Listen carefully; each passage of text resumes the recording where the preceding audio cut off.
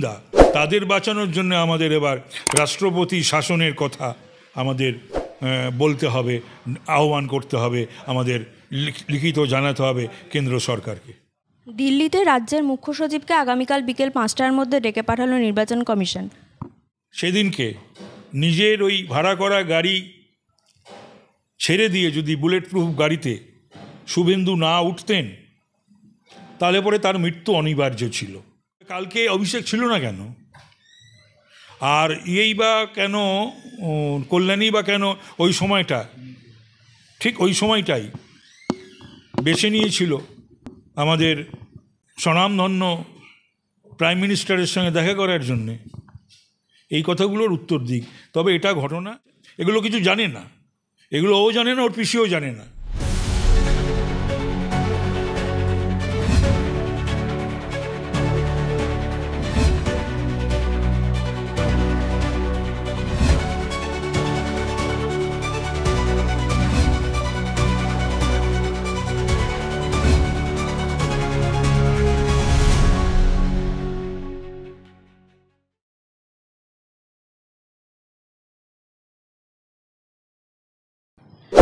SIR নিয়ে যে জল্পনা চলছে সেখানে অভিষেক ব্যানার্জি কিছু শর্ত রেখেছে এবং কিছু কথা বলেছে। তিনি বলেছেন যে প্রথমে লোকসভাকে ভেঙে দিতে হবে যদি বাংলার ভোটার তালিকায় পরিবর্তন আনতে হয়।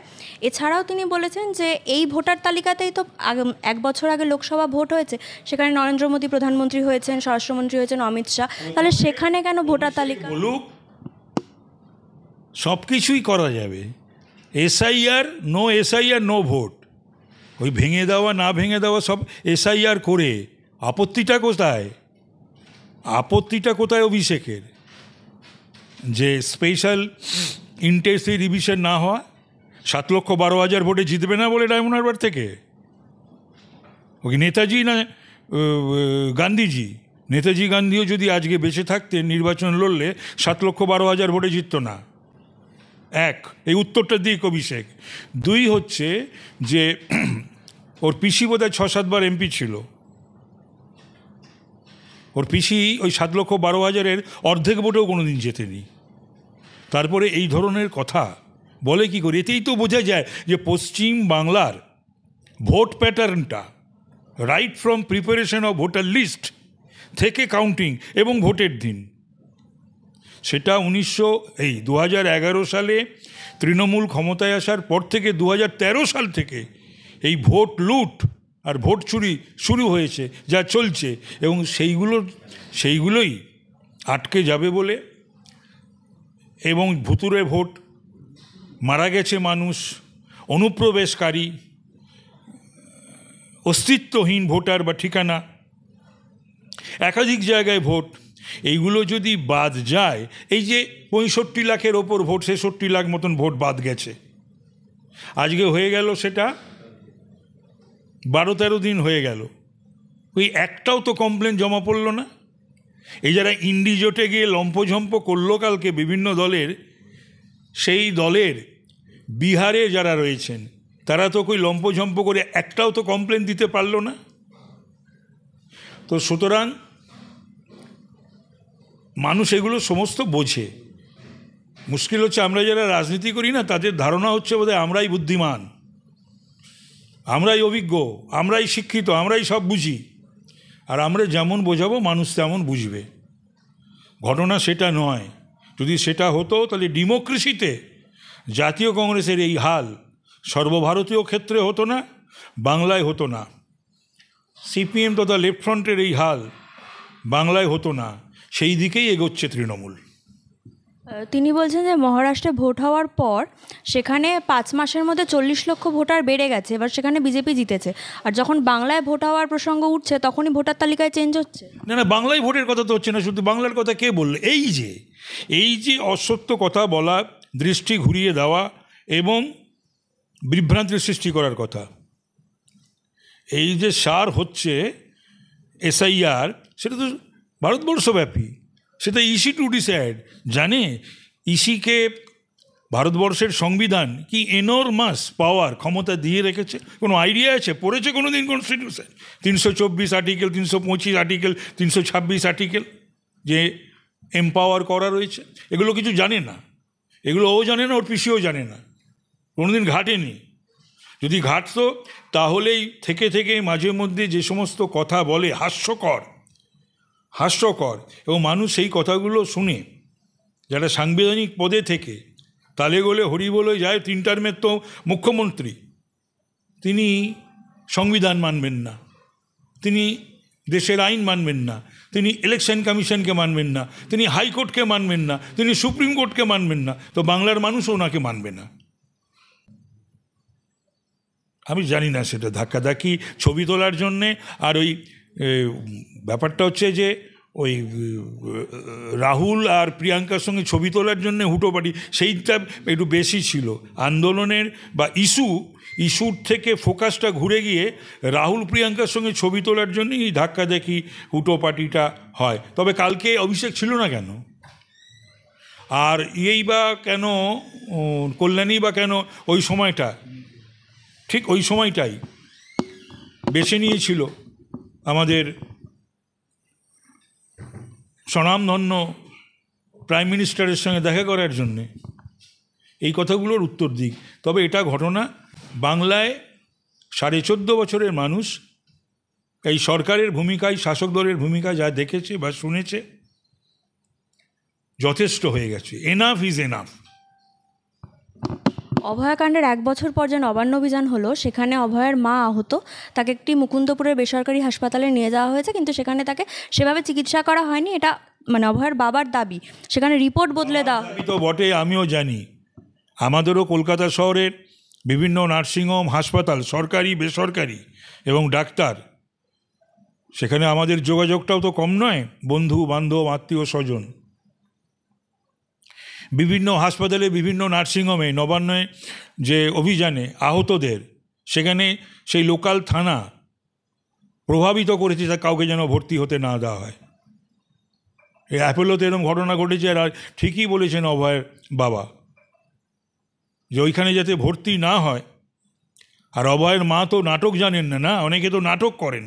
একবার যদি ব্যান্ডেজ বাঁধলো, সে হাতে হোক, পায়ে হোক, মাথায় হোক, সে তো কবে খুলবে ঈশ্বর জানেন। তো অভয়ের মা ওইরকম একটা শোকা তাপা মানুষ, 1 বছর ধরে হন্য হয়ে ঘুরে বেড়াচ্ছে এ দুয়ারে ও দুয়ারে। মেয়েরকে যারা বলাৎকার করে হত্যা করলো, সেই সমস্ত শয়তানদের শাস্তির দাবিতে পায়নি এই সরকারের কাছ থেকে, শাসক দলের কাছ থেকে, এই প্রশাসন বা পুলিশের কাছ থেকে পায়নি। নয়ডার পর এবার আমরা ভুয়ো থানা দেখতে পেলাম বেলেঘাটায়, যেখানে আবারও নাম জড়িয়েছে বিভাস অধিকারী, যার নাম ছিল নিয়োগ দুর্নীতি মামলায়। এই যত দুর্নীতি, যত ভুয়ো, যত অসৎ এবং যত এই সমস্ত কারবার ইল্লিগ্যাল, এরা তো সকলেই তো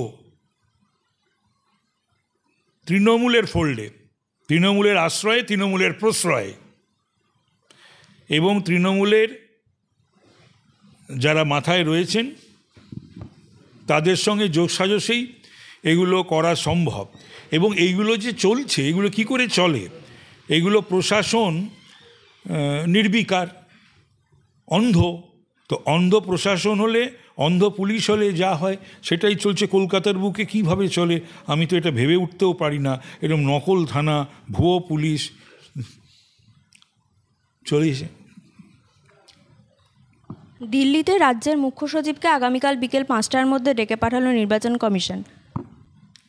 ইসিআই, বললাম তো একটু শুরুতেই বলেছি যে এনরমাস পাওয়ার সংবিধানে দেওয়া আছে। এখন মমতা ব্যানার্জি নিজেকে কখনো কখনো রিপাবলিক অফ ওয়েস্ট বেঙ্গলের প্রাইম মিনিস্টার মনে করে যদি, তো তা তো নয়। এটা একটা ইন্ডিয়ান ইউনিয়নের অন্তর্গত একটা অঙ্গরাজ্য, এই পশ্চিম বাংলা। তো দেশের একটা সংবিধান আছে, দেশের একটা আইন আছে, ইলেকশন কমিশন আছে, আর ন্যায়ালয়ের আছে, উচ্চ ন্যায়ালয় রয়েছে, সর্বোচ্চ ন্যায়ালয় রয়েছে। উনি কোনো কিছুই উনি মানবেন না। আসলে অদ্ভুত একটা, মানে বাংলা কেন, আমার মনে হয় সারা ভারতবর্ষ এই ধরনের মেন্টালিটির মানুষকে মুখ্যমন্ত্রী হিসাবে কখনো পেয়েছে বলে আমার তো যতটুকু ধ্যান ধারণা পড়াশোনা আমি পাচ্ছি না খুঁজে। নির্বাচন কমিশনকে রাজ্য সরকার কেউই মানছে না, তাহলে কি এবার রাষ্ট্রপতি শাসন আসবে? এইগুলো একবারই আমার এগুলো বলার উচিত নয়, বলার ঠিক নয়। তবে এটা তো ঘটনা যে হাইকোর্টের নির্দেশ মানব না, সুপ্রিম কোর্টের আদেশ মানব না, হ্যাঁ, তারপরে ইসিকে পারফর্ম করতে দেব না, স্পেশাল ইন্টেন্সিভ রিভিশন করতে দেব না।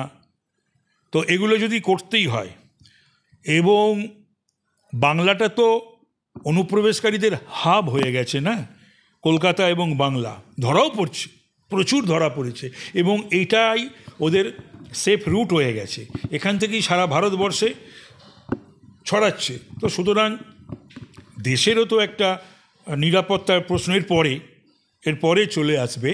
দেশেরও তো একটা নিরাপত্তার প্রশ্ন, সভরেন্টি মানে সার্বভৌমত্বের প্রশ্নও তো এসে যায় না। আমরা কিছুদিন আগে দেখেছি যে কোচবিহারে শুভেন্দুবাবুর ওপর একটা হামলা হয়েছে, নবান্ন অভিযানেও দেখেছি আমরা সেই ঘটনা।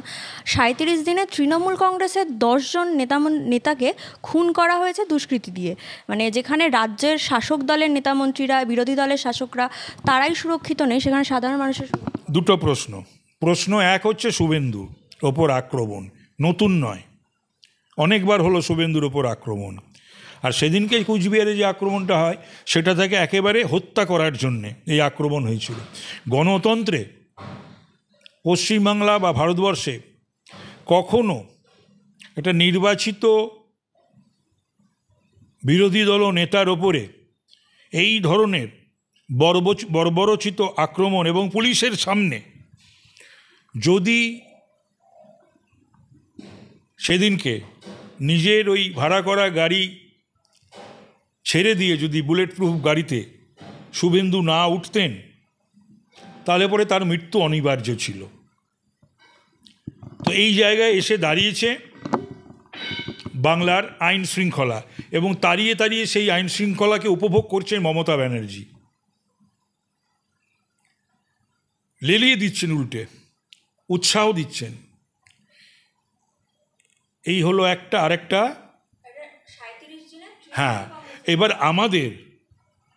আমরা যারা বিজেপির কর্মী সমর্থক, তাদের এবার তৃণমূলীদের বাঁচানোর জন্যে, তৃণমূল কর্মীদের বাঁচানোর জন্যে, ওদের পদাধিকারীদের বাঁচানোর জন্যে, এত তৃণমূল খুন হয়ে যাচ্ছে, আর তৃণমূলই খুন করছে, সেটা অন্তত তৃণমূলই বলছে, এবং যারা খুন হচ্ছেন, মারা যাচ্ছেন, তাদের মা, আত্মীয় স্বজন, ভাই, স্ত্রী, তারা বলছে।